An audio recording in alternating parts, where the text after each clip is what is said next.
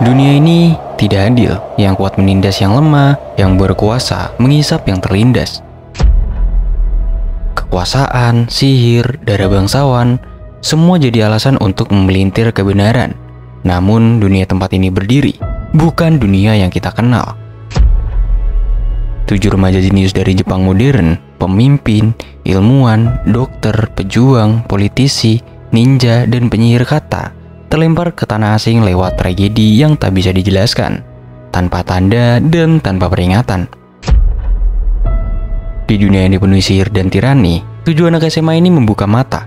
Mereka tak panik dan tak ketakutan. Mereka hanya melihat sekeliling, lalu bertanya, apa yang harus kita perbaiki lebih dulu? Dengan ilmu dari dunia lama dan tekad untuk masa depan yang baru, mereka tidak sekedar bertahan hidup, mereka menciptakan peradaban. Dan dari reruntuhan sistem yang usang, sebuah revolusi pun lahir. Ini bukan kisah pahlawan yang terpilih oleh ramalan. Ini kisah 7 manusia luar biasa yang memilih untuk melawan.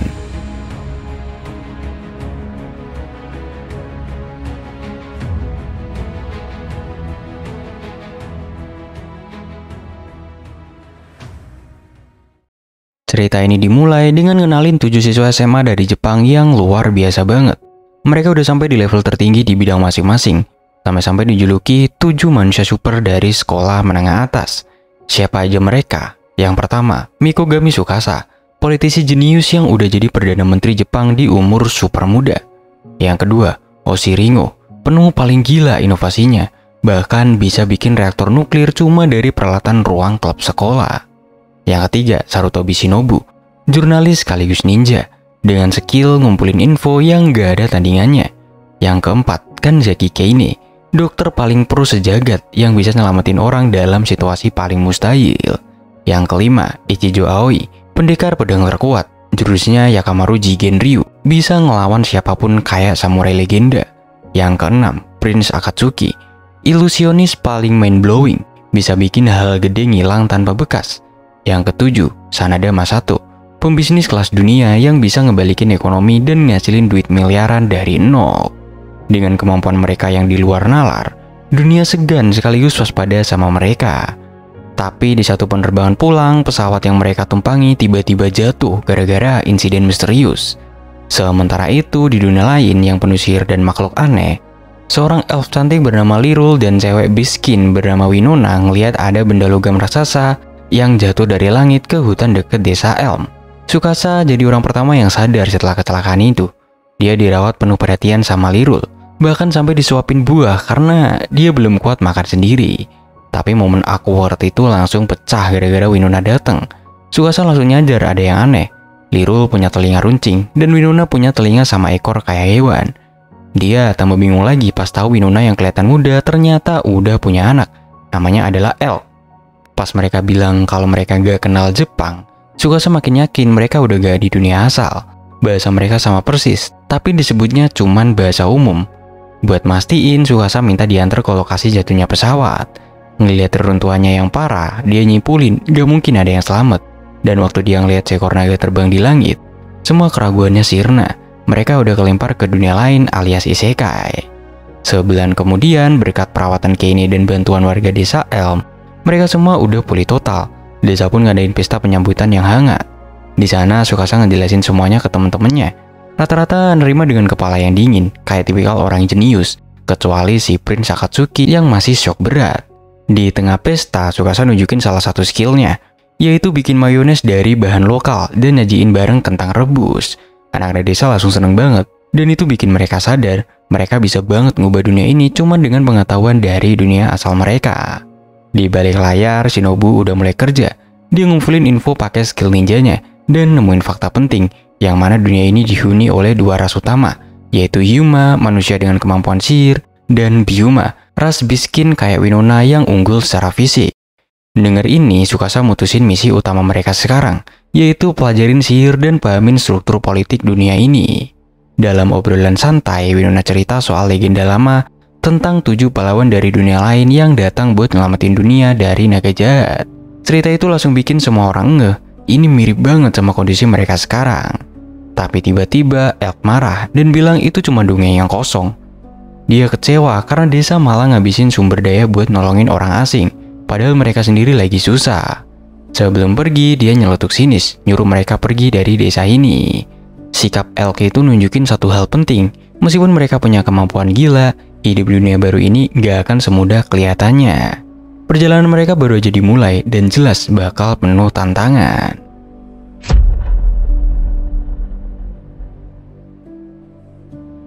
Setelah penyambutan yang meriah di desa Elm, ketujuh siswa SMA Super ini ngadain rapat buat tentuin langkah mereka selanjutnya. Tsukasa, si Perdana Menteri jenius, ngajuin 3 misi utama. Pertama, gali info soal 7 pahlawan legendaris yang katanya pernah ada di dunia ini. Mungkin itu bisa jadi kunci buat mereka balik ke bumi. Kedua, ngumpulin data intel soal sihir dan kekaisaran Freljagard, termasuk hukum, wilayah kekuasaan, dan kekuatan militernya. Ketiga, ngebalas budi ke desa Elm yang udah nyelamatin nyawa mereka dengan bantuin bangun dan majukan desa ini. Besoknya, berkat kejeniusan Ringo, si insinyur jagoan mereka, ponsel mereka pun bisa nyala lagi. Gokilnya, dia juga berhasil nyambungin ponsel itu ke satelit buatannya sendiri yang berhasil diluncurin. Jadi sekarang mereka bisa tetap saling terhubung. Gak cuman itu, Ringo juga nemuin cadangan bauksit, bahan utama buat bikin aluminium di dekat lokasi jatuhnya pesawat mereka. Dengan reaktor nuklir portable yang masih selamat, Ringo janji ke Tsukasa kalau dia bisa nyiptain sesuatu yang revolusioner dalam waktu 3 hari. Tapi kedamaian itu nggak bertahan lama, karena ada sekelompok prajurit bayaran dari tuan tanah lokal yang korup, Sir Vitas, datang buat nagih pajak yang absurd banget. Mereka bahkan coba-coba gangguin Nona, ibu dari Lirul. Tsukasa yang lihat kejadian itu pun langsung bereaksi. Bareng Shinobu dan Aoi, mereka bertiga langsung ngehajar para prajurit itu tanpa kesulitan. Bener-bener nunjukin gap kekuatan yang gede banget. Meskipun prajuritnya kabur, Masato Sanada dan pembisnis jenius dan Shinobu ngingetin kalau mereka pasti bakal balik lagi dengan kekuatan yang lebih besar. Tsukasa udah ngantisipasi hal itu. Dia minta bantuan Akatsuki, pesulap paling edian, buat bikin pertunjukan sihir yang bisa ngusir musuh tanpa kekerasan. Dengan bantuan proyektor dan pengeras suara dari puing pesawat, Akatsuki bikin ilusi monster dan iblis raksasa yang super nyata. Efeknya bikin prajurit yang balik langsung pada panik dan lari terbirit-birit. Mereka bahkan bersumpah gak bakal ngusik desa Elm lagi. Setelah bahaya langsung itu lewat, Tsukasa ngingetin lagi misi utama mereka. Dia sadar kalau mereka bertuju pakai semua kemampuan mereka dengan serius, mereka bisa aja ngancurin dunia ini. Jadi fokus utamanya tetap buat cari cara untuk pulang.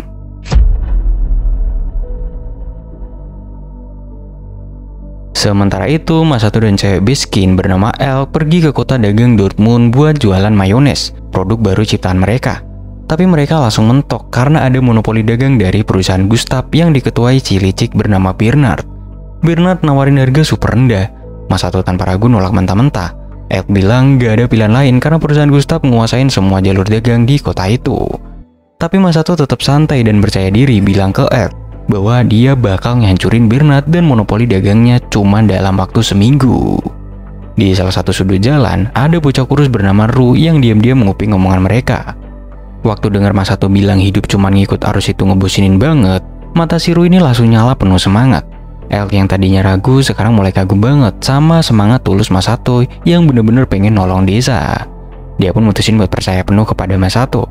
Sementara itu, anggota Prodigy yang lainnya juga nggak tinggal diam. Mereka semua jalanin peran penting masing-masing buat bantu desa Elm berkembang sebagai bentuk rasa terima kasih. Lirul sempat khawatir karena stok garam dan tepung buat musim dingin mulai menipis. Tapi Tsukasa nenangin dia yakin Masato bakal bisa atasi itu semua. Dan bener aja, Masato gerak cepet berbekal info dari Shinobu yang dapat akses ke buku rahasia wali kota Dortmund, yang mana itu adalah isinya bukti kalau si wali kota nerima suap dari perusahaan Gustav. Masato pun berhasil neken si wali kota buat ngasih dia surat izin dagang. Dengan itu, Masato mulai bangun perusahaan tandingan bernama perusahaan Oceano. Di momen itu, Ru datang ke Masato dan bilang, "Tolong ajarin aku cara cari duit. Aku gak mau terus-terusan bergantung sama orang lain." Masato ngeliat tekad kuat dan ambisi jujur dari sorot mata si Ru. Dia senyum dan ngeliat potensi besar dari diri bocah itu. Langsung aja dia setuju buat ngajarin Ru dan jadikan dia murid pertamanya. Elk sempat kaget, tapi Masato udah bulet. Dia bahkan langsung beliin Ru pakaian baru biar siap menghadapi petualangan mereka di dunia bisnis ini. Petualangan mereka belum selesai, bahkan ini baru aja dimulai. Tapi satu hal pasti, dunia ini gak akan sama lagi setelah ketujuh orang ini turun tangan. Begitu izin dagang dikantongi, Masato Sanada langsung tancap gas. Tanpa buang waktu, dia ngajak para pedagang dari desa-desa sekitar buat gabung ke bisnis barunya, yaitu perusahaan dagang Oceano. Gaya bisnis yang dia bawa beda banget dari yang lain. Bahkan pedagang bisa jualan lewat perusahaannya dan cuma kena potongan komisi 10% dari keuntungannya. Gak kayak perusahaan Gustaf yang selama ini mencekik dengan sistem monopoli dan bagi hasil yang nyakitin banget. Tawaran ini jadi angin segar, para pedagang langsung semangat gabung, dan kabar bagus itu nyebar cepet ke desa-desa lainnya. Besok paginya, Elk dan Ru bengong lihat kerumunan pedagang yang datang bawa dagangan macam-macam. Lapak sementara milik Oceano di tengah kota jadi rame banget. Buat para pedagang itu, sistem yang Masato bawa bener-bener kayak mujizat. Mereka nggak perlu takut lagi sama cengkraman Gustaf, dan untung yang mereka dapet jauh lebih besar. Masato terus tekankan satu hal penting, semuanya dibangun dari kepercayaan. Dengan sistem yang adil, dia gak cuma ciptain persaingan, tapi juga loyalitas. Gak butuh waktu lama buat buktiin itu. Lapak Oceano dibanjiri pelanggan karena harga bersaing dan pilihan barang yang banyak banget. Ru yang belum pernah ngelihat uang sebanyak itu sekaligus cuman bisa terengah-engah pas ngelihat hasil penjualan hari pertama. Di sini Masato langsung gerak cepet. Duit yang baru didapat dipakai buat beli kebutuhan pokok buat desa L. Dia nyuruh Shinobu Sarutobi buat langsung distribusiin semua, termasuk bahan langka yang dibutuhin Ringo buat ngembangin labnya. Di sini desa pun bersorak, gula, rempah-rempah, dan barang-barang mewah yang dulu cuma impian, sekarang bisa dinikmati bareng-bareng. Lalu melalui telepon, Masato ngabarin Tsukasa kalau dia bakal balik 3 hari lagi setelah menghancurkan dominasi dari Gustaf. Di sisi lain, Bernard, bos besar perusahaan Gustaf, awalnya ngeremehin Oceano. Buat dia, perusahaan baru itu cuma gangguan kecil yang bakal cepet tumbang. Tapi kenyataannya jauh beda. Masato ngeluarin produk pamungkasnya, yaitu mayones. Dengan Ru yang tampil imut jadi model demo, mereka nunjukin cara nikmatin mayones ke publik. Responnya meledak. Produk itu langsung ludes diserbu para pembeli. Nah, dari keramaian muncullah Klaus, kapten armada dagang dari perusahaan Serpent, salah satu jaringan dagang paling berpengaruh. Masato yang udah dapet info sebelumnya dari Shinobu nyambut dia kayak udah siap. Mereka langsung duduk bareng, dan dari situ lahir kesepakatan penting, yaitu kerjasama jalur distribusi laut yang bikin monopoli darat Gustaf langsung lumpuh. Bernard yang tahu perusahaan Serpent pindah haluan pun langsung panik, tapi bukannya mikir ulang strategi, dia malah ngambil jalan keras, yaitu nyatain perang dagang terbuka ngelawan Oceano. Gangguannya bikin dia buta arah. Sementara itu, Ru yang mulai kecanduan rasa jadi kaya, pelan-pelan mulai berubah. Setelah itu, Shinobu pun datang kasih peringatan, yang mana serangan balasan dari Gustaf pasti akan datang. El di sini kelihatan cemas, tapi Masato tetap tenang. Dia bilang kekuatannya bukan cuma dari uang, yang paling penting itu jaringan dan kepercayaan yang dia bangun sama para pedagang. Selama kita punya itu, bahkan kalau Bernard nyerang pun kita nggak akan kalah, ucapnya penuh keyakinan. Dan di balik tatapan matangnya, semua orang bisa ngerasain satu hal, perang dagang ini bukan sekedar adu bisnis, ini perang untuk masa depan dunia baru yang mereka pijak.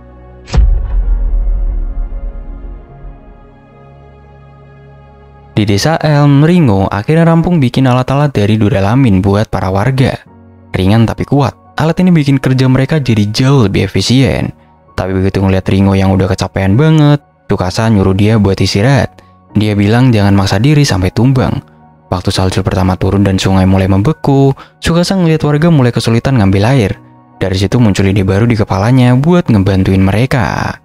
Sementara itu di Dortmund, perang dagang makin panas. Bernard, si bos besar perusahaan Gustaf, panik dan nyuruh anak buahnya borong semua barang dari pasar. Tapi mereka balik dengan kabar yang nyakitin ego. Katanya gak ada satupun yang bisa dibeli. Bernard langsung meluncur ke pasar, dan apa yang dia lihat bikin wajahnya pucat. Semua pedagang yang dulu tunduk padanya sekarang berdiri bangga di bawah panji perusahaan dagang Oceano. Rantai suplainya udah hancur total. Di sini Bernard kepepet. Dalam waktu cuma seminggu, kayak yang udah pernah dia omongin, Masato menang telak di medan bisnis. Dan yang bikin Bernard makin frustasi, Masato nggak pakai kekuatan uang, tapi kepercayaan yang dia bangun bareng para pedagang. Tapi keputusan Masato setelah itu justru bikin semua orang melongo, yang mana dia gak mau ngancurin perusahaan Gustaf. Masato bilang ke Elk bahwa ngerajai pasar sendirian itu nggak efisien dan malah bakal jadi beban. Dia punya rencana yang lebih halus tapi kejam, yang mana dia bakal manfaatin infrastruktur dan jaringan Gustaf dan ngubah mereka jadi distributor bawahan Oceano. Dengan cara itu, dia bisa kuasai perekonomian tanpa harus repot ngatur semuanya sendiri. Elk sempet ngeri denger cara pikir Masato yang dingin dan taktis. Tapi akhirnya dia ngerti, Masato bukan sekedar pembisnis jenius, dia emang pantas buat dijuluki pedagang Raja Iblis. Lalu tiba-tiba sekelompok pedagang budak datang dan nyariin Ru. Ternyata Ru adalah budak yang kabur. Bukannya langsung nyelamatin, Masato malah diem. Dia pengen tahu seberapa besar tekad anak itu. Dengan mata berkaca-kaca, Ru nekat minta Masato beli dirinya. Dia pun bersumpah bakal jadi orang kaya demi bisa nembus kedua orang tuanya yang masih jadi budak. Masato di sini ngelihat api tekad yang besar dari dalam Ru. Tanpa ragu, dia pun beli Ru dengan harga yang tinggi dan bilang kalau ini adalah investasi paling berharga buat masa depan. Sejak saat itu, Ru janji bakal setia sepenuhnya pada Masato sebagai guru sekaligus penyelamatnya. Di waktu yang hampir bersamaan, Shinobu Sarutobi nyerahin laporan penting ke Tsukasa. Yang pertama, sihir itu langka dan cuma bisa dipakai oleh kaum bangsawan. Elemen yang dikenal cuma ada 4, api, air, angin, dan tanah. Info soal sihir pemanggilan pahlawan hampir gak ada. Informasi yang kedua, Kekaisaran Freljagard pernah ngebasmi semua agama yang ada berabad-abad lalu. Salah satunya kepercayaan 7 cahaya, dipercaya punya kaitan dengan legenda 7 pahlawan. Tapi semuanya, kitab, kuil, bahkan kenangan udah dihancurin. Tujuan mereka jelas, gak boleh ada yang disembah lebih tinggi dari kaisar. Informasi yang ketiga, penguasa Neoklan Marquis Findolf terkenal sebagai tiran yang kejam dan menjijikan. Setelah ngedapetin laporan itu, para prodigy rencananya mau ngadem dulu di onsen, yaitu pemandian air panas yang baru dibangun sama Aoi Ichijo dan juga Ringo. Tapi suasana santai itu langsung buyar pas Prince Akatsuki dateng ngebawa kabar buruk, yang mana katanya warga desa yang lagi berburu diserang monster. Mereka di sini pun langsung cabut ke hutan dan nemuin seekor monster mirip beruang raksasa dengan cakar tajam kayak pedang. Ulga, sang kepala desa, tergeletak dengan luka parah. Tanpa pikir panjang, Aoi, si pendekar pedang terkuat, maju sendirian buat ngadepin monster itu. Monster pun di sini berhasil dilumpuhkan. Tapi kondisinya Ulga kritis banget. Jantungnya udah berhenti. Warga pun panik, tapi Tsukasa tetap tenang dan bilang, kalau jantungnya baru berhenti, kita masih punya kesempatan. Saat itulah Keini Kanzaki, sang dokter jenius, maju ke depan. Di tengah hutan, dia ngelakuin operasi torakotomi darurat. Dengan tangan kosong, dia langsung pijat jantung Olga dari dalam. Semua yang nonton cuma bisa terdiam nyaksiin keajaiban medis itu. Dan di detik berikutnya, jantung Olga pun berdetak lagi. Semua orang langsung bengong. Operasi itu sukses total. Nyawa kepala desa berhasil diselamatkan berkat kemampuan Keini yang luar biasa. Sementara itu di hutan, duel antara Aoi Ichijo dan monster beruang raksasa akhirnya berakhir dengan kemenangan Aoi. Tapi di desa situasinya makin gawat. Pasukan kavaleri kekaisaran yang dipimpin oleh Kapten Kesatria Perak Inzaghi tiba atas perintah Marquis Findolf. Dengan alasan pengkhianatan cuma karena warga desa punya koin emas berlogo kekaisaran hasil dagang, mereka menangkap para warga, termasuk Masato Sanada dan Prince Akatsuki. Rumah tempat para tawanan ditahan bahkan dibakar. Untungnya berkat ilusi dan trik licik Akatsuki, semua orang berhasil diselamatin. Tapi Rilur diculik dan dibawa terpisah oleh Inzaghi. Warga desa yang marah besar langsung pengen nyerbu kastil buat nyelamatin Lirul. Tapi Tsukasa Mikogami menghentikan mereka. Dengan tenang dia bilang bahwa kalau mereka menyerang tanpa rencana meskipun menang, desa mereka bakal dicap sebagai pemberontak dan dihapus dari peta sama unit pemusnah kekaisaran. Lalu dengan dingin dia kasih 2 pilihan, selamatkan desa atau selamatkan Lirul. Pilihan itu langsung ditolak mentah-mentah sama Elk dan Winona. Mewakili warga desa, Winona tegas ngomong bahwa hidup tanpa Lirul bukan hidup yang mereka mau. Tsukasa yang sebenarnya juga gak tenang mikirin Lirul akhirnya ngungkapin rencana sesungguhnya. Dia bilang kalau mereka bener-bener mutusin buat perang ini bukan cuma penyelamatan biasa. Ini bakal jadi revolusi yang berdarah-darah. Kalau ketujuh siswa SMA Super itu turun tangan secara serius, mereka bisa ngubah wajah dunia ini selama 500 tahun ke depan atau malah ngehancurin semuanya. Tapi warga nggak goyah. Dengan suara bulat, mereka pilih berperang. Sementara itu, Lirul udah sampai di kastil dan dibawa ke hadapan Marquis Findolf. Dia pasrah karena Inzaghi janji gak akan nyentuh desa kalau dia nurut. Tapi saat sang Marquis bejat itu mau melecehkannya, tiba-tiba gelombang sihir kuat meledak dari tubuh Lirul, bikin Findolf dan Inzaghi terpental. Kesel, Findolf nyuruh anak buahnya buat ngiket dan ngehukum dia. Dan di saat itulah revolusi dimulai. Atas komando Tsukasa, Ringo menembakkan misil dari jauh yang langsung ngeledakin gerbang kastil. Pasukan Findolf pun langsung kacau. Warga desa yang dipimpin oleh Masato nyerbu masuk. Hujan panah dari pasukan kastil jadi sia-sia karena mereka pakai perisai duralumin super ringan dan kuat buatan Ringo. Para pemanah musuh pun tumbang satu-satu. Diajar dari jauh sama Elk yang nembak pakai busur kompon yang canggih. Sementara itu Aoi dan Winona mengamuk di garis depan kayak badai.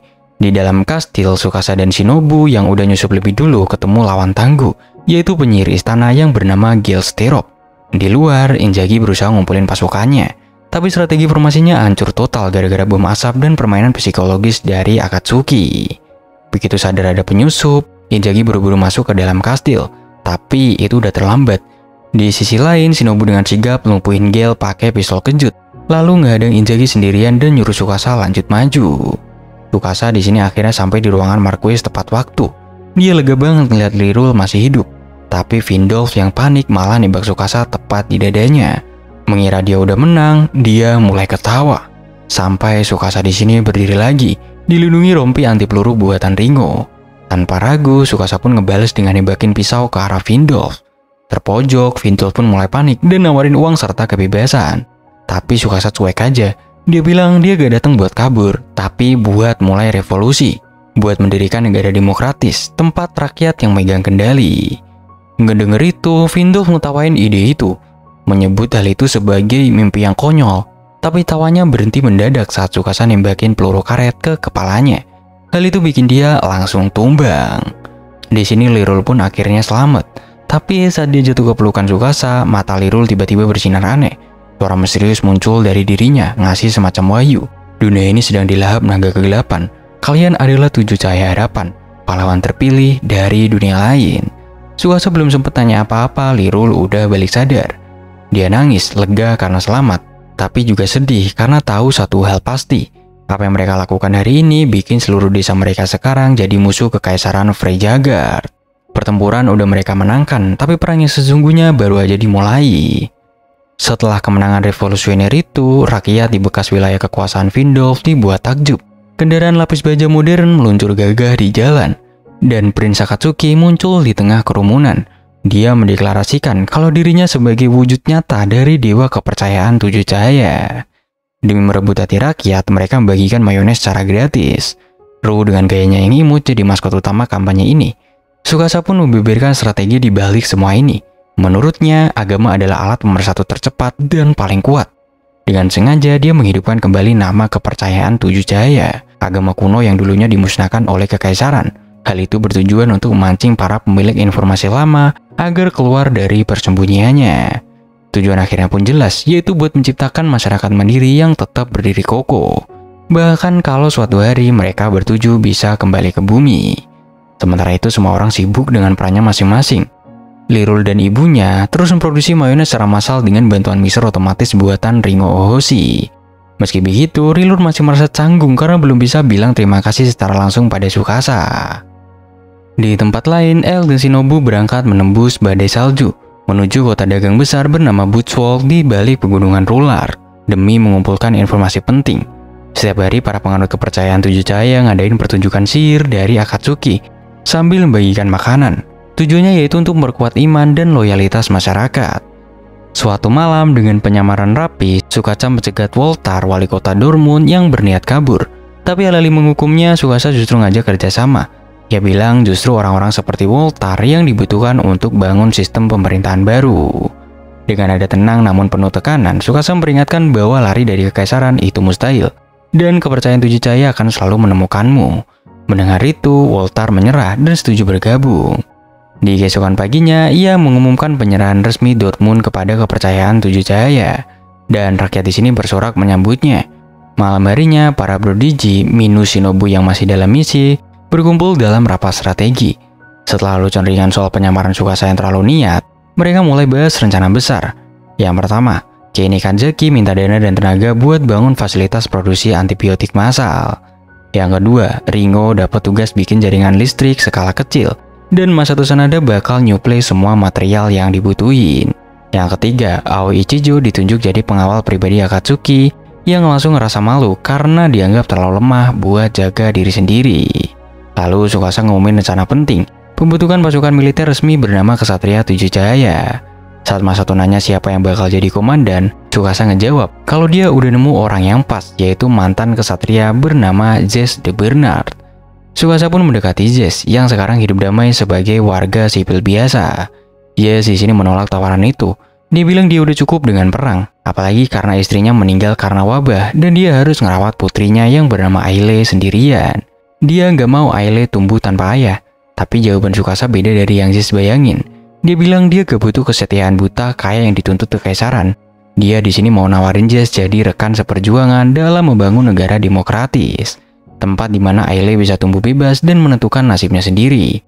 Seorang kesatria gak bertarung buat tuannya, kata Tsukasa, tapi buat hal-hal yang dia sayangi dan ingin dia lindungi. Mendengar itu Jesse terdiam. Kata-kata itu menampar idealismenya yang udah lama ia kubur. Dan ketika dia membayangkan masa depan Aile di bawah tirani kekaisaran, tekadnya pun mulai terbentuk. Dengan suara pelan tapi pasti, Jesse akhirnya menerima tawaran itu. Dia akan jadi komandan pertama Kesatria Tujuh Cahaya. Namun di balik semua kemeriahan dan perubahan ini, ada bayangan yang mulai berkumpul. Para mantan bangsawan yang kehilangan status dan kekayaan mulai diam-diam bergerak. Perlawanan terhadap rezim baru tengah dirancang.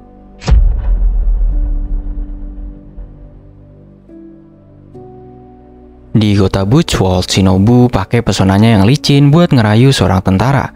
Dan dia pun berhasil ngedapetin informasi penting banget. Dia tahu siapa ancaman terbesar mereka selanjutnya, yaitu Duke Oslo L. Gustav. Si adipati kekaisaran ini setia banget sama kaisar dan konon punya kekuatan sihir yang bisa ngebakar satu wilayah habis dalam waktu sekejap. Info ini jelas jauh lebih krusial dibanding kabar dari L, yang cuma ngedapetin bocoran kalau pasukan kekaisaran bakal nyerang habis di musim dingin. Dengan nekat, Shinobu mutusin buat dekatin Gustav secara langsung. Sementara itu, Kapten Izaki yang berhasil kabur dari kekacauan sebelumnya malah langsung dieksekusi sama Gustav karena dianggap gagal dan pengecut.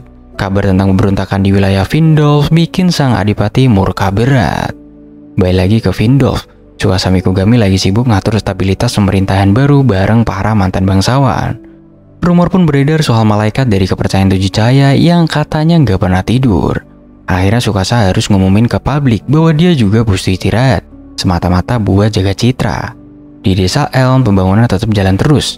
Kepala desa Olga udah pulih total berkat perawatan dari Keine Kanzaki. Meskipun dia dikasih peringatan keras buat gak maksa kerja terlalu keras.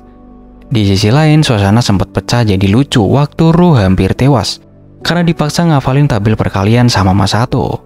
Itu merupakan bagian dari pendidikannya buat jadi pedagang hebat. Di bidang teknologi, Ringo sukses nyelesain proyek pembangkit listrik tenaga batubara. Misi berikutnya yaitu ngebangun pabrik buat produksi massal mesin, dan yang paling penting yaitu buat bikin senjata api. Persiapan perang lawan kekaisaran makin serius. Dari laporan Shinobu soal sihir api surga milik Gustav yang bisa ngancurin kota dari jarak jauh, Tsukasa langsung nyuruh Ringo buat ngebangun sistem pertahanan udara. Dia juga nekenin pentingnya kemandirian rakyat supaya kalau suatu hari mereka para prodigy bisa balik ke bumi, revolusi ini tetap bisa bertahan. Di tengah hiruk pikuk itu, Lirul akhirnya nekat ngajak Tsukasa makan siang buat ngucapin terima kasih. Tapi Tsukasa dengan halus nolak karena ada rapat penting. Lirul kecewa, mikirnya Tsukasa ini sengaja ngejauh.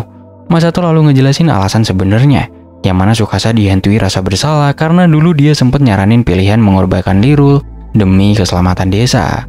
Dia ngerasa gak pantas deket-deket sama Lirul. Masato di sini nyebut cara pikir Tsukasa ini gak waras karena dia mampu ngorbanin hal paling berharga demi kebaikan bersama. Malamnya, Lirul muncul di kantor Tsukasa yang saat itu udah kelihatan lelah banget. Dia bilang gak akan pergi sebelum bisa bilang makasih. Dengan tegas, Lirul ngomong bahwa dia gak pernah nyalain Tsukasa. Dia sendiri bahkan sempat mikir buat ngorbanin dirinya juga. Tapi kenyataannya, Tsukasa dan teman-teman tetap milih buat nyelamatin dia. Dan itu bukti kalau Tsukasa sebenarnya adalah orang yang baik. Kata-kata tulus itu akhirnya bikin Tsukasa luluh. Dia mulai cerita soal masa lalunya, di mana dia dulu ngefans banget sama ayahnya, yang merupakan seorang politisi hebat. Sampai akhirnya dia tahu kalau semua kekuasaan itu dibangun atas korupsi. Demi rakyat, Tsukasa dengan bantuan Shinobu dan Masato membongkar kejahatan ayahnya sendiri.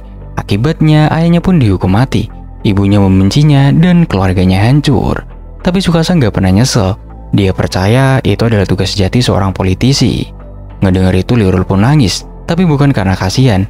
Dia justru marahin Tsukasa yang selalu pikul semuanya sendiri dan nganggap semua orang bakal ninggalin dia. Dengan nada gemetar tapi tegas dia bilang, aku gak akan pernah benci sama kamu, karena aku tahu kamu itu orang yang baik. Sukanya terkejut cuma bisa tersenyum lelah. Dan malam itu dia cuma minta satu hal ke Lirul, yaitu jadi bantalannya buat istirahat sebentar. Setelah momen yang emosional, Tsukasa Mikogami akhirnya merasa sedikit lega.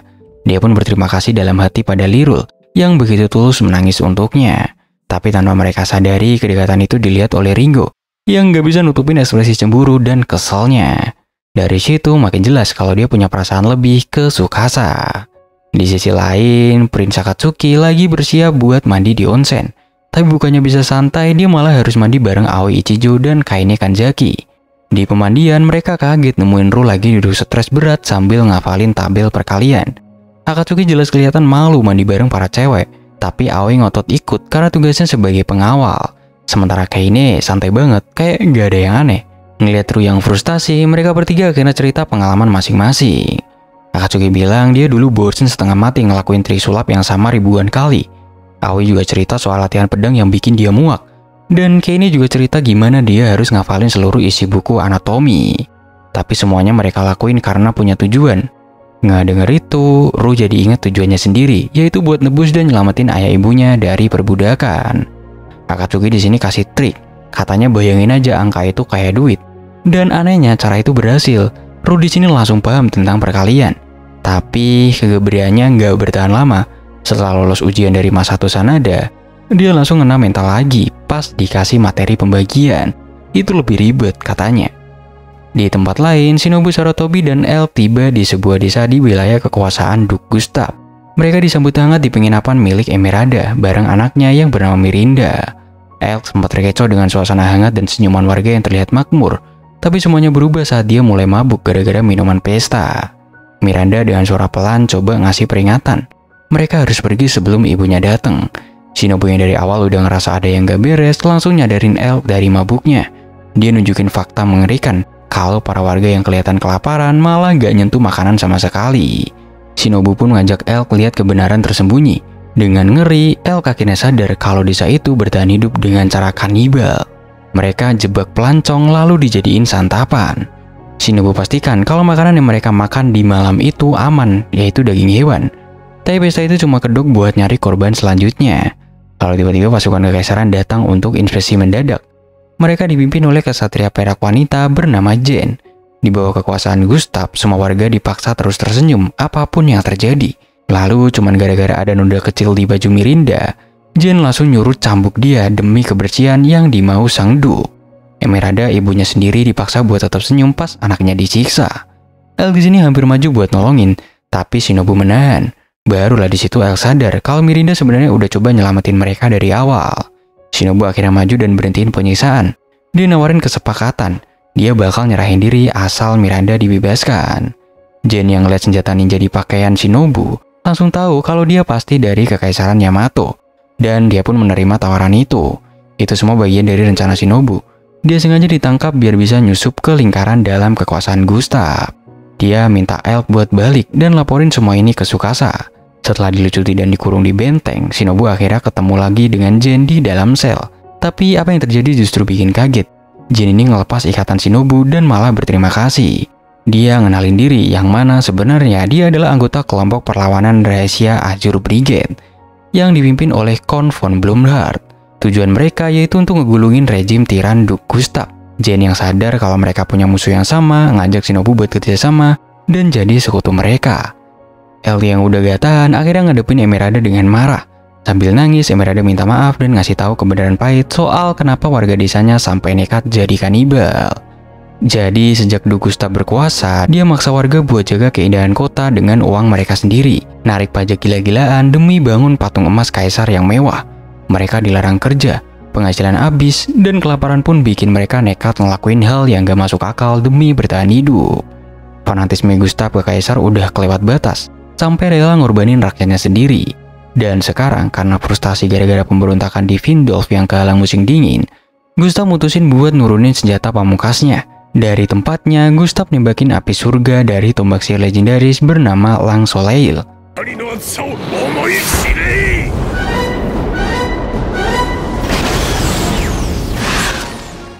Di waktu yang sama, Lirul dengar suara misterius yang ngingetin kalau para pahlawan dalam bahaya dan kekuatannya bakal dibutuhin. Di Dortmund, sistem deteksi buatan Ringo Ohoshi langsung meraung, ngasih sinyal kalau ada objek sihir gede banget meluncur dari wilayah Gustav. Para bangsawan yang udah gabung sama revolusi langsung pucat pas denger nama api surga. Ringo di sini pun buru-buru luncurin misil pencegat, tapi sayangnya itu cuma bisa belokin jalur tombak sedikit. Tsukasa langsung nyimpulin kalau tombak itu dilindungi perisai sihir. Meski udah usaha keras, Leng Soleil tetap berhasil ngoreksi lintasannya dan ngehantam pusat kota. Ledakan apinya brutal banget, bikin panik dan chaos di mana-mana. Dari tengah kawah api muncul sosok raksasa Gustav yang terbuat dari api murni. Dia ngumumin bakal ngubah kota jadi abu. Tapi Tsukasa udah siapin semua. Lewat protokol darurat yang udah dia susun, para bangsawan langsung mimpin evakuasi. Prince Akatsuki muncul buat tenangin warga, dan Zez nyelamatin orang-orang yang terjebak. Usaha bareng ini bikin orang-orang makin yakin sama masa depan kepercayaan Tujuh Cahaya. Rencana mitigasi bencana yang Tsukasa susun berhasil ngurangin korban jiwa secara signifikan. Di tempat pengungsian, Lirul panik dan langsung cerita soal pesan dari suara misterius tadi. Satu-satunya cara buat ngehentiin amukan api itu ya ngancurin tombak Leng Soleil. Di sini Tsukasa percaya. Lalu karena roh api udah nyebar buat nyiptain manifestasi raksasa Gustav, jadi perisai sihirnya pasti lagi lemah. Tapi masalahnya, kobaran apinya ini terlalu gede. Ringo gak bisa ngunci posisi tombak buat ditembak misil.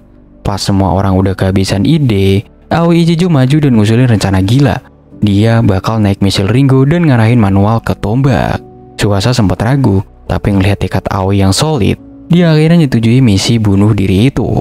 Setelah diselimuti air buat perlindungan, Aoi melesat bareng misil. Dia lincah ngindarin serangan makhluk-makhluk api, dan bahkan berhasil ngecoh manifestasi Gustav. Di detik terakhir, dia ngeluarin jurus pedangnya buat ciptain pusaran angin yang ngelindungin misil dari panas ekstrim. Dengan teriakan perang, dia ngehantam Leng Soleil. Di sini ledakan besar pun terjadi, dan satu lengan Gustav putus kena tebasan anginnya Aoi.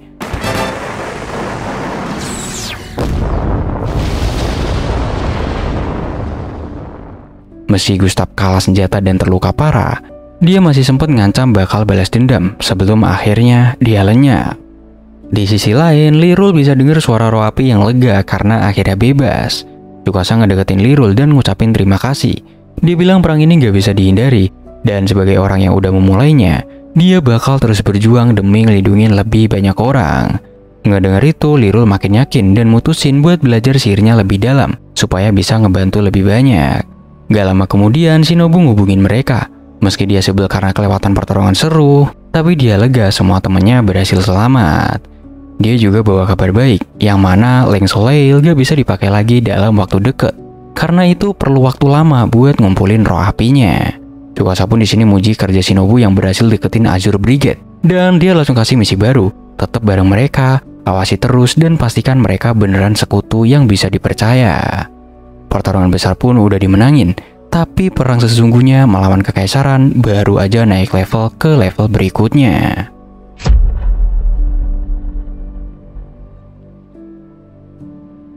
Di Dortmund yang udah hancur lebur, warga bersorak-sorai sambil nyebut nama Dewa Akatsuki dan kepercayaan Tujuh Cahaya. Masato maju ke depan meyakinkan semua orang kalau rekonstruksi bakal lancar karena semuanya udah masuk ke rencana besar Tsukasa Mikogami. Di tempat lain, Tsukasa dan Masato duduk serius ngebahas suara misterius yang ngebimbing Lirul. Mereka masih belum yakin itu entitas beneran sekutu atau justru musuh tersembunyi. Pasukan modern pertama mereka yang dipimpin sama Zez sekarang udah siap tempur kalau kekaisaran nekat nyerang balik. Sementara itu, Duke Gustav yang ngamuk nyuruh bawahannya yang bernama Kon Arsli dan Kon Buswald buat nyerang Dortmund secepatnya. Gak peduli musim dingin masih nyelimutin medan perang. Di sisi lain, Shinobu dan kelompok pemberontak Azure Brigade yang dipimpin Jen juga siap gerak dengan misi mereka masing-masing. Meskipun ragu dengan keputusan Gustav yang gegabah, Kon Arsli dan Kon Buswald tetap berangkat bawa 3.000 pasukan menuju benteng Rular. Tapi di sana mereka malah dijebak sama pasukan Zez yang udah nungguin dengan senapan api modern. Pasukan kekaisaran babak belur, kerugian besar gak bisa dihindarin. Terpaksa mereka mundur buat nyusun strategi baru. Arslit yang otaknya licik coba pancing pasukan Zez dengan nyebarin kabar palsu soal kematiannya sendiri. Tujuannya yaitu bikin Zez masuk ke perangkap di bentengnya yang udah dipenuhin kavaleri lapis baja kebal peluru. Tapi Tapi sayangnya buat Arslid, Tsukasa udah baca gerakannya sejak awal. Begitu kavaleri lapis bajanya nyerbu, pasukan Jazz langsung respon sesuai skenario. Mereka ngelimparin granat ke kaki-kaki kuda, ngerusak formasi, dan ngerontokin pertahanan musuh.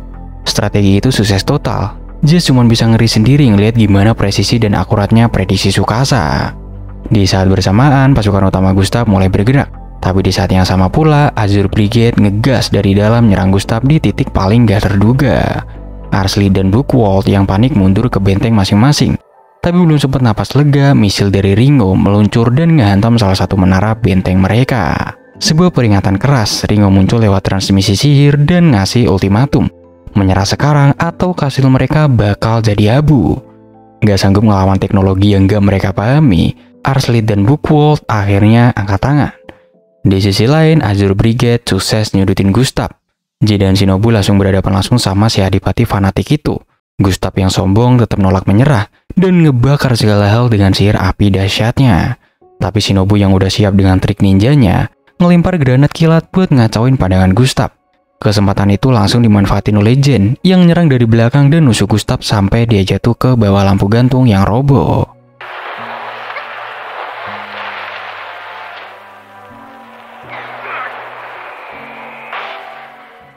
Tapi sebelum napas terakhirnya, Gustav sempat pakai dadanya buat aktifin sihir penghancur diri dan ngeledakin seluruh ruangan. Untungnya Shinobu dan Jin berhasil kabur pas detik-detik terakhir. Setelah itu Shinobu ngelapor ke Tsukasa. Dia bilang jasad Gustav nggak ketemu, jadi kematiannya ini belum bisa dipastiin. Tapi Azure Brigade yang percaya dia udah mati langsung ngumumin kemenangan mereka ke publik. Gak lama, Kon Arslid dan Buchwald secara resmi nyerah di hadapan Voltaire. Mereka dengan jujur ngaku kalah, bilang bahwa mereka gak mungkin bisa menang ngelawan dewa yang punya teknologi futuristik dan otak setajam itu. Beberapa waktu kemudian, para prodigi akhirnya bisa nikmatin hasil perjuangan mereka. Mereka dimanjain dengan pijatan, baju mewah, dan ya, si Akatsuki yang lagi-lagi apes harus pakai gaun cewek yang super imut. Di sisi lain, Lirul sibuk belajar sihir praktis. Dengan bantuan Gil Sterop, mantan penjiri istana Findolf, dia mulai belajar ngendaliin roh air buat bantu kerjaan sehari-hari. Contohnya kayak nyuci baju dan bersihin rumah. Perang besar emang udah kelar, tapi sekarang sebuah negara baru mulai berdiri, dipandu oleh 7 siswa SMA super dari dunia lain. Meski statusnya sekutu sementara, Tsukasa langsung ngeh kalau Azure Brigade ini gak bisa dipercaya sepenuhnya. Pimpinan mereka yaitu Marquis Conrad terang-terangan bohong bilang patung-patung emas kaisar di wilayah Gustav lenyap entah kemana. Tapi dari gerak-geriknya, Tsukasa dan Shinobu ini sadar banget kalau Conrad sebenarnya nyembunyiin semua itu buat kepentingannya sendiri. Jadi Tsukasa di sini pun nyusun 2 langkah strategi. Pertama, dia pura-pura setuju bantu perbaikan wilayah Gustav buat masang jebakan. Kalau Gustav ternyata masih hidup, dia pasti bakal muncul buat ngambil kembali patung-patung emasnya. Kedua, Tsukasa biarin Conrad sibuk dengan kerasukannya sendiri. Sementara Azure Brigade sibuk memperkaya diri, kepercayaan 7 cahaya bakal fokus menangkan hati rakyat lewat bantuan yang tulus. Buat Tsukasa, dukungan rakyat jauh lebih berharga daripada tumpukan emas. Waktu Tsukasa dan Ringo kelihatan udah kelelahan setengah mati, Dr. Kenny Kanjaki langsung turun tangan dan ngasih perintah tegas. Mereka harus istirahat total selama 5 hari. Bahkan Tsukasa nggak bisa ngeyel ngelawan vonisnya si Kenny ini coy. Dan yang bikin Ringo shock, Tsukasa ini tiba-tiba ngajak dia jalan-jalan ke kota selama masa libur. Yang secara nggak langsung, ya bisa dikatakan itu tuh sebuah kencan. Karena gugup, Ringo pun cari saran ke teman-temannya. Tapi saran-saran itu malah kacau banget. Keine nyuruh kasih obat cinta biar Tsukasa lumpuh. Sementara Aoi Ichijo malah nyaranin teknik duel jarak deket. Cuman saran dari Shinobu soal teknik rahasia Kunoichi yang masih masuk akal banget lah buat si Ringo ini. Kencan mereka pun mulai dengan canggung banget. Ringo coba deketin Tsukasa pakai gaya ninja diam-diam sesuai arahan Shinobu. Tapi Tsukasa langsung nyadar. Buat ngurangin perhatian, mereka ganti baju jadi kostum Bearskin. Tapi justru makin menarik perhatian karena terlalu mencolok. Ringo juga coba trik klasik yaitu pura-pura jatuh biar bisa genggam tangan Tsukasa. Tapi dia malah digidung ke pelukan erat. Wajahnya pun langsung merah kayak tomat. Dan pas dia mau nyobain trik ciuman gak langsung, Tsukasa malah mulai duluan dengan minum dari cangkirnya. Efek kejut itu bikin Ringo pingsan di tempat coy. Dalam pingsannya, Ringo teringat masa lalunya. Dia sebenarnya hasil eksperimen ibunya sendiri yang merupakan seorang ilmuwan dingin. Seiring bertambahnya usia, kejeniusannya bahkan melampaui sang ibu. Tapi bukannya bangga, ibunya ini justru takut dan benci. manggil Ringo sebagai monster dan menjauh darinya. Luka itu bikin Ringo tumbuh jadi pribadi tertutup dan penyendiri. Tapi semua berubah saat dia ketemu Tsukasa waktu SMP. Tsukasa yang udah tahu dia jenius dari berita, terus-menerus ngasih barang rusak buat diperbaiki. Awalnya Ringo ngerasa risih, tapi lama-lama tanpa sadar interaksi itu mulai nyembuhin lukanya. Puncaknya saat Ringo akhirnya berani nolak permintaan Tsukasa, dan Tsukasa malah senyum lega. Dari situ Ringo sadar, semua yang Tsukasa lakuin sebenarnya demi ngebantuin dia pulih. Nah, sejak hari itu Ringo ini jatuh cinta. Setelah itu Ringo akhirnya bangun dan nemu dirinya tidur di pangkuan Tsukasa.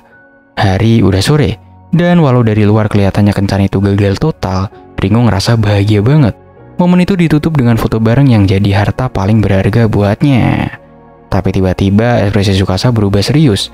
Dia ngasih misi penting, sesuatu yang mungkin cuma bisa dilakuin oleh Ringo. Dengan hati yang meledak karena bahagia, Ringo pun menerima tugas itu dengan penuh semangat. Sementara itu Shinobu terus bergerak di bayang-bayang, ngirim laporan ke Tsukasa soal satu hal penting. Besar kemungkinan Azure Brigade bakal berkhianat dan kerjasama bareng kekaisaran. Dan pas banget di saat yang sama, sebuah wabah penyakit mulai nyebar di kota. Stok obat antiseptik modern punya Dr. Kaine udah habis total.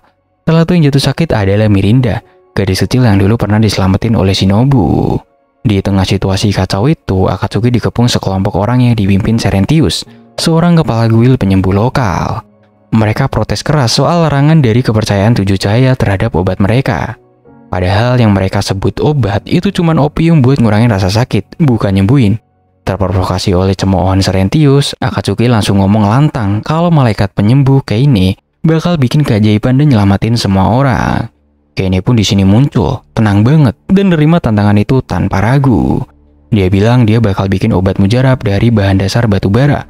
Kalau gagal, maka guild penyembuh bebas jualan opium lagi.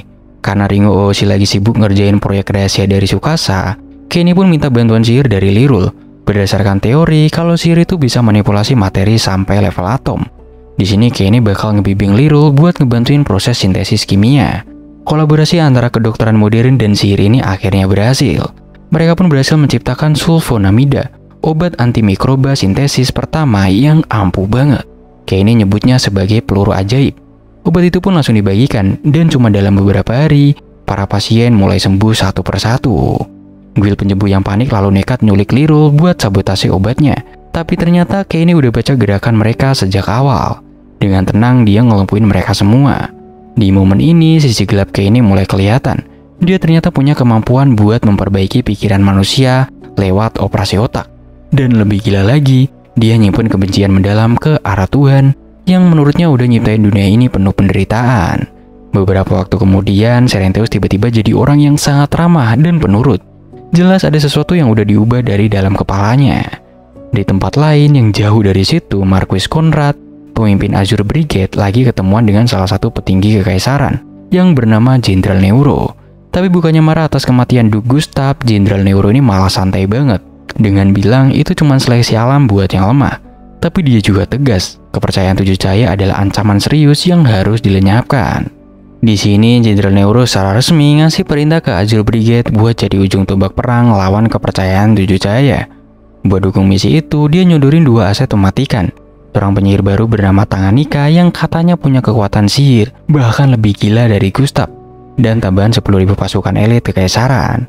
Pertemuan itu ditutup dengan kata-kata dingin Jenderal Neuro. Seolah dia ngasih pengingat keras soal siapa penguasa tertinggi di dunia ini. Dia bilang, yang berhak berdiri di atas segalanya cuma satu orang, yang mulia Kaisar Gyllenhaal Lilynworm. Perang melawan para bangsawan lokal emang udah selesai, tapi sekarang pertarungan sebenarnya baru dimulai. Perang melawan seluruh kekaisaran Freljagard bakal segera pecah. Proyek rahasia yang diminta Tsukasa ke Ringo akhirnya kelar juga. Hasilnya yaitu sebuah senjata pamungkas yang bisa bikin satu benua mikir dua kali, yaitu misil balistik antar benua dengan hulu ledak nuklir. Tsukasa ngejelasin filosofi di baliknya. Negosiasi sejati cuma bisa terjadi kalau dua pihak punya kekuatan yang seimbang. Tanpa kekuatan yang gila kayak gini, negara yang mereka bangun bakal dianggap kayak mainan bocah yang gampang dihancurin sama orang dewasa bernama kekaisaran itu. Di bentengnya, Jen lagi ngeratapi kematian atasannya yang bernama Count Blumhardt. Tapi suasana duka itu nggak berlangsung lama, karena tiba-tiba dia diserang oleh rekannya sendiri dari Azure Brigade yang bernama Lirnek. Setelah duel singkat, Jane pun dilumpuhkan. Dengan senyum kejam, Lirnek ngaku kalau dialah yang ngebunuh Kon Blumhardt. Saat anak buah Lirnek mulai bersiap buat ngelecehin Jane, Shinobu muncul kayak bayangan dan nyelamatin dia. Setelah ngelihat keberanian Jane, Shinobu nganggep dia teman sejati dan ngajak dia gabung bareng kepercayaan Tujuh Cahaya. Mereka berdua pun kerjasama dan sukses ngabisin si Lirnek ini. Setelah itu, Shinobu lalu ngebawa Jane ke ruangan rahasia di Kastil Uranus, tempat Marquis Conrad nyimpen patung-patung emas kaisar. Jane hancur hati ngeliat pengkhianatan ini. Ternyata Azure Brigade gak sebersih yang dia kira. Gak lama, Conrad datang ditemani sosok misterius bertopeng yang langsung dikenali Shinobu sebagai Tanganika. Pas Conrad bilang kalau dia mau melelehkan dan jual patung-patung itu, Tanganika langsung ngamuk. Buat dia itu penghinaan terhadap kaisar. Tanpa pikir panjang, dia pun ngebunuh Conrad di tempat. Dan tebakan Shinobu terbukti, Tanganika sebenarnya adalah Duke Gustav yang ternyata masih hidup setelah ledakan yang sebelumnya. Kini dia punya kekuatan baru yang dikasih langsung oleh Jenderal Neuro. Dengan kekuatan sihir apinya yang makin gila, Gustav mulai ngeratain kastil. Shinobu dan Jin buru-buru kabur dan ngabarin Tsukasa. Perintah Tsukasa jelas, yaitu menjauh sejauh mungkin dari kastil itu.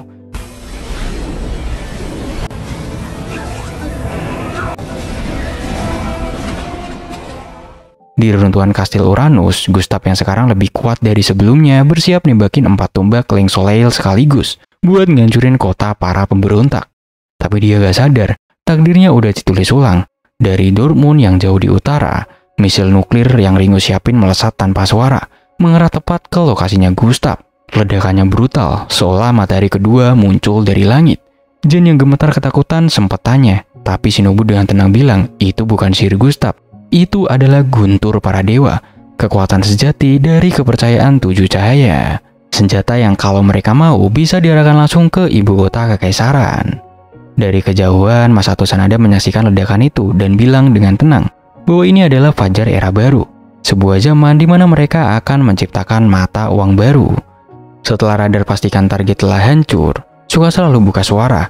Serangan ini bukan buat mulai perang, tapi buat nyiptain keseimbangan. Dengan ngelenyapin ancaman Leng Soleil selamanya, mereka sekarang punya pijakan kuat buat negosiasi sebagai pihak yang setara. Ringo akhirnya ngerti seberapa berat beban yang Tsukasa pikul selama ini. Dia sadar Tsukasa sengaja bikin senjata sekejam itu dan milih buat jadi orang yang mencet tombolnya. Semua itu biar teman-temannya gak perlu nanggung rasa bersalah. Dengan mata berkaca-kaca, Ringo pun genggam tangan Tsukasa dan bilang dengan penuh tekad bahwa apapun yang terjadi, dia gak akan pernah benci sama Tsukasa. Dia bakal terus bantuin dengan seluruh kekuatan yang dia punya. Keesokan harinya, kepercayaan Tujuh Cahaya ngadain konferensi pers besar-besaran. Di depan seluruh rakyat, Tsukasa Mikugami secara resmi ngumumin kemerdekaan buat 4 wilayah yang udah mereka bebaskan. Dia ngenalin konsep baru yang belum pernah ada di dunia ini, yaitu sebuah negara republik. Tempat kekuasaan tertinggi gak lagi dipegang bangsawan, tapi di tangan rakyat. Meskipun istilah itu terdengar asing, penjelasan Tsukasa tentang dunia tanpa penindasan langsung disambut sorak-sorai penuh semangat. Dan dari situ, Republik Elm resmi lahir ke dunia ini. Tapi momen bahagia itu mendadak pecah. Duke Gustav yang ternyata selamat dari ledakan nuklir berkat kekuatan kebencian dan alat sihir yang tertanam di dadanya, balik lagi dalam wujud iblis yang mengerikan. Saat semua warga diungsikan, para prodigi bersiap menghadapi pertarungan terakhir mereka. Lewat bisikan suara misterius, Lirul nemuin titik lemahnya Gustav, yaitu kristal sihir yang bersinar di dadanya. Tanpa ragu, Aoi Ichijo maju paling depan dan berhasil nebas kristal itu dengan presisi. Meskipun dia harus rela pedang kesayangannya patah jadi korban. Gustav yang makin marah langsung nyerang balik. Niatnya mau ngabisin Tsukasa, tapi Tsukasa tetap tenang, ngarahin senjatanya, dan dengan satu tembakan presisi, dia pun ngehancurin inti kristal itu tepat waktu. Gustav di sini berhenti bergerak pas di depan Tsukasa. Dalam napas terakhirnya, dia bilang, akhirnya dia ngerti juga ideologi bodoh yang Tsukasa pegang. Tapi dia masih sempat ngasih peringatan dingin. Pada akhirnya, Tsukasa bakal sadar bahwa dunia ini cuma milik satu orang yang dipilih surga, yaitu Sang Kaisar Gyllenhaal Lilinworm. Setelah itu, tubuhnya pun hancur jadi debu dan tersapu angin. Di tempat lain, 3 wanita misterius yaitu Kaguya bareng 2 pengikutnya yang bernama Shion dan Shura lagi mengamati dari kejauhan. Mereka tahu dunia sebentar lagi bakal berubah total. Sementara itu, Jenderal Neuro yang datengin lokasi ledakan cuman bisa geleng-geleng Dia ngaku kalau kepercayaan tujuh cahaya emang musuh yang merepotkan, apalagi karena mereka punya kekuatan dari dunia lain. Kata-kata terakhir Gustav terus terngiang di kepala Tsukasa. Dia mulai ngeraguin dirinya sendiri, merasa dia cuma politisi biasa dibanding 6 temennya yang bener-bener jenius. Dia mulai mikir, apa dia bener-bener bisa ngelawan kaisar yang disebut-sebut sebagai makhluk terpilih. Beberapa waktu pun berlalu, salju turun perlahan di desa Elm yang damai. Sebuah pesta kecil digelar buat ngerayain kesembuhan total kepala desa Olga. Di tengah kegembiraan itu, Ru lahap banget makan mayones dari wadah ramah lingkungan buatan Ringo. Suasana makin ramai pas Ringo dan Lirul bersaing manis buat dapetin perhatian Tsukasa. Mereka saling adu trik, saling kode, tapi tetap lucu dan hangat. Ngelihat semua orang bahagia, teman-temannya, warga desa, dan suasana yang penuh harapan, Tsukasa akhirnya sadar dia nggak sendirian. Ada begitu banyak orang yang percaya dan berdiri di belakangnya. Dia nggak punya waktu buat ragu-ragu lagi. Dengan semangat yang kembali membara, Tsukasa siap maju bareng teman-temannya menghadapi dunia yang jauh lebih besar di depan sana. Cerita para siswa SMA Super yang berhasil mengubah dunia pun ditutup di sini. Tapi ini bukan akhir. Ini cuma awal dari petualangan dan tantangan yang lebih gila di masa depan nanti.